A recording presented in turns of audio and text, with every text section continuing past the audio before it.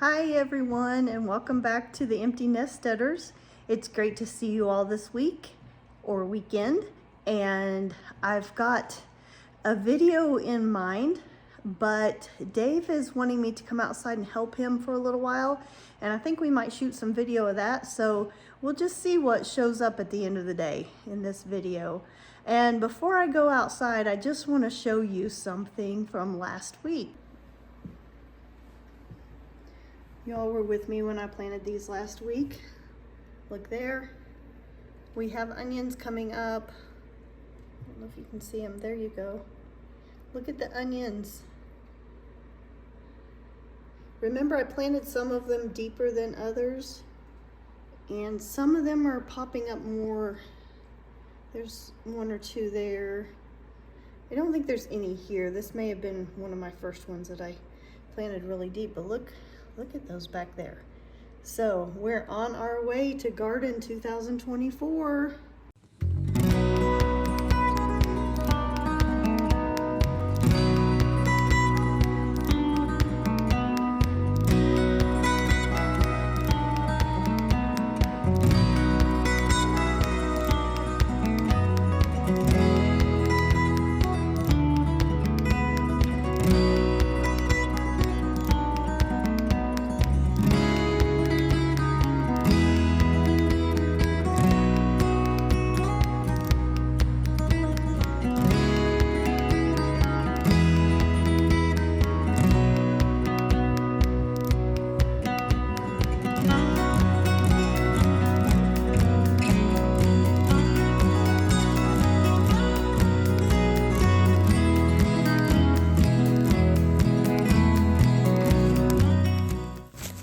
So do you want to explain what that thing is?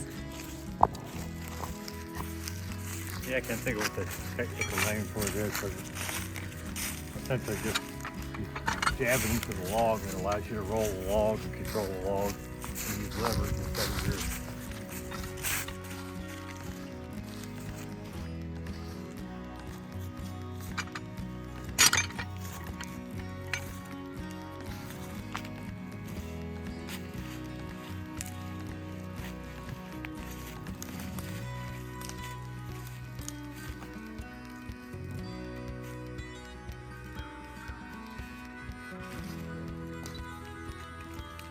Push yourself hard. I think where it's lit, I'll roll it so it wants to go.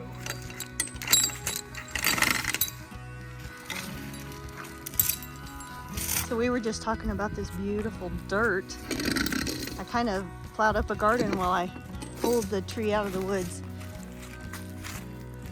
Isn't that beautiful Indiana dirt?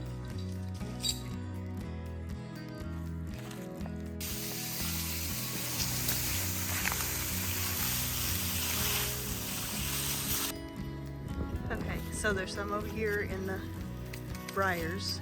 All these trees are, I don't know how many years ago it happened, but ash beetles came around here and just like pretty much annihilated ash trees.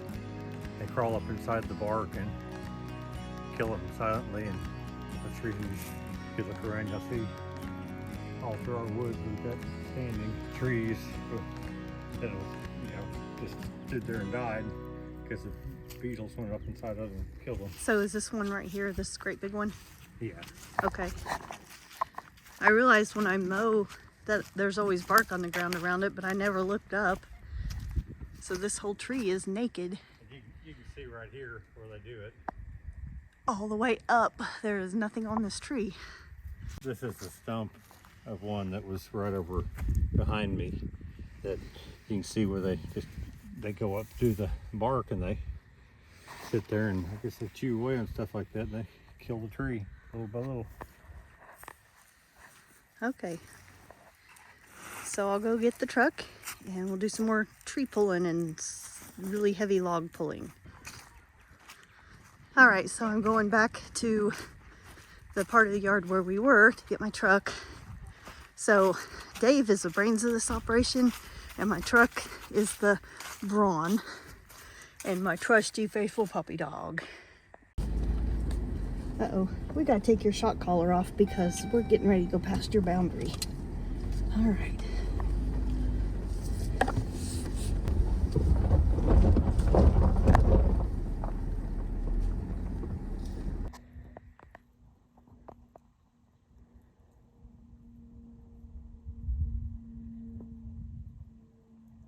Okay, so essentially what I'm gonna do is I'm gonna tie a clove hitch around the tree, and let's just take the chain, and I already went over one and then back around again here.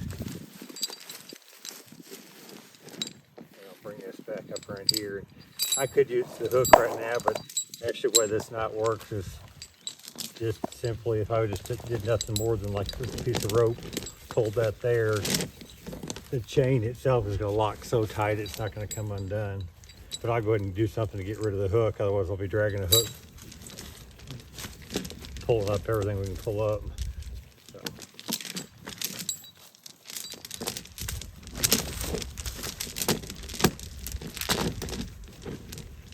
So like in essence, when we pull, we won't actually be pulling on the hook. You know, the hook's here, but it's gonna be chain binding against chain, and that way whenever we get wherever we get a drag to and we need to get the thing off there, it won't be real hard to pull the thing off. Hopefully bind it out of the way whenever we're pulling out so it's not dragging up everything you get a hold of. So that part you just laid up there is what's gonna hook to the Truck. we have a cable. Cable, yeah.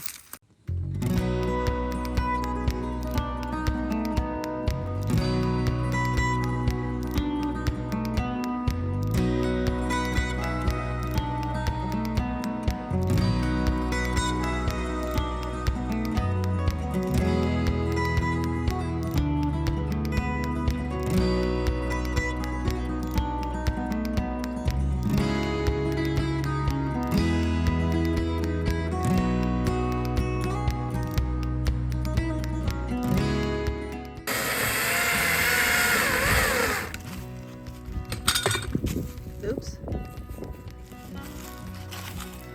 Do you want to talk about your electric chainsaw? Or do you want to get this done first? Oh, I guess I could. Okay. I don't always use gas-powered saws, and I do definitely see the advantage of the power in a gas saw, but the simplicity of the saws now are just like go here and pick it up, and I know guys that use saws all the time go, yeah, no big deal, they just pop them like that, but whenever you're not used to using a saw all the time like that, it's just a real nice, just go pick one up, and away it goes. So. I think it's not as intimidating too.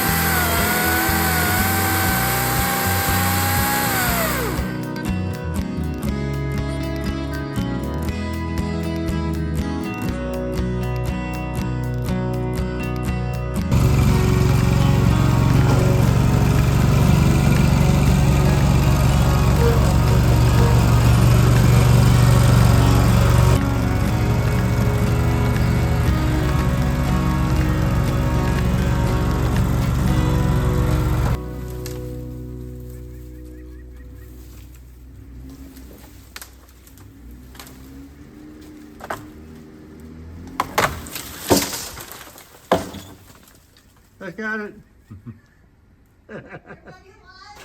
Yep. This little fence here is We're not sure what. It kind of seems like something that they used to put compost in or something, but it's there's no way to open it. There's no opening, there's no gate, there's no way to get into it. And I told him I could take that fence out.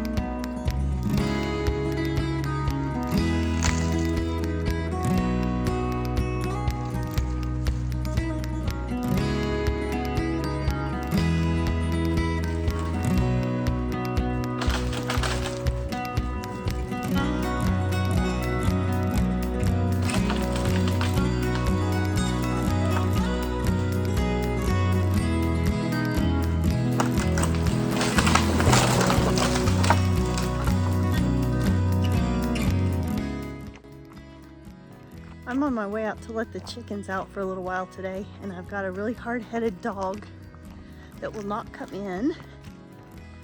He is out here laying with the chickens, but on opposite sides of the fence. And I don't trust him on the same side of the fence with the chickens anymore. So we're gonna tie him up and let the chickens out. Would you like to hold a dog for a minute?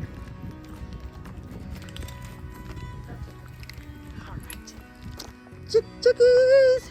You want to go outside and play?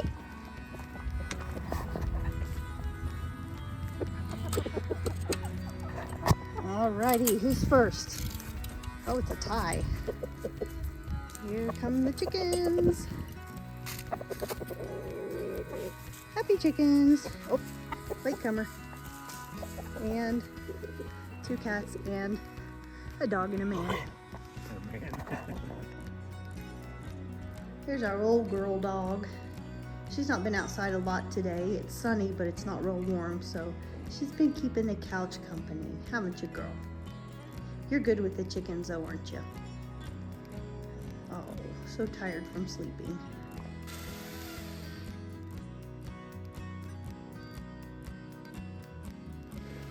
It's later in the evening now, and Dave is still out here working his tail off.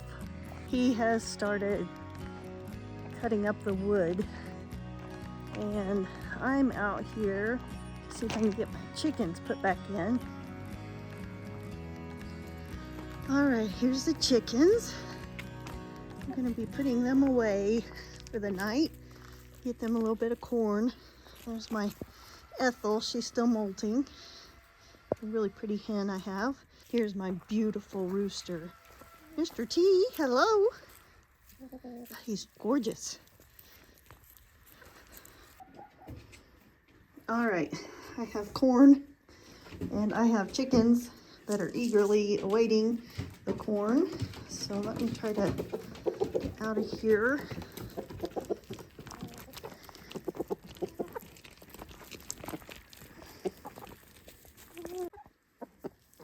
Okay, they're starting to peck at me because I haven't given them the corn yet. Here we go.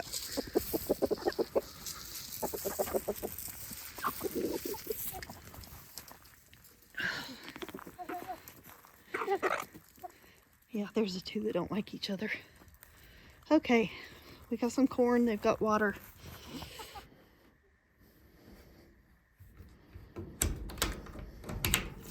All right, let's see if we can get some eggs. All right, 2 eggs here. 2 eggs here. 2 eggs here. 6 eggs is not bad for the end of February, I think. All right, so I've got this blanket. It's like moving blankets laying up here. Where they actually sleep is on the other side of this. They're safe in there at night. And we've just been keeping this closed. I'm sorry, I'm freezing, y'all. We've been keeping that closed at night when it's cold. Got some more bedding. There's their corn, their feed. Feed my chickens organic feed because I want, if I'm gonna do this, I'm gonna do it the best that I can. So we're gonna close this door. This is gonna be a project for one day. It's fixing the front of this coop. It's a shed. It's now a coop. It's got their run on the outside of it. They're still eating that corn, happy as can be. Dave is still out there sawing, happy as can be. And I am freezing, and I'm gonna be happy as can be just as soon as I get back inside. Are you tired, Mr. Bosch? Yes, I am. You worked hard. Yeah, Got a lot done today. Good. What? The briars, they got me good. Oh, did they? Yeah. Okay. Did your battery last? That's good, yeah. Okay. Well, I'll see you inside where it's warm. Okay. Well, I'm inside where it's warm now, and I'm gonna go ahead and get this video edited and get it out there. Today's video is not at all what I was planning to do today. I was going to do a video just about the chickens and some information that I've learned along the way, but I will do that maybe next week, or we may get into something more interesting. I don't know. But for right now, I'm gonna lay this shaking camera because I'm freezing to death down. I'm going to go over by the fire and get warm, and then it's probably time to fix supper. So until next week, we will see you all later. Bye-bye.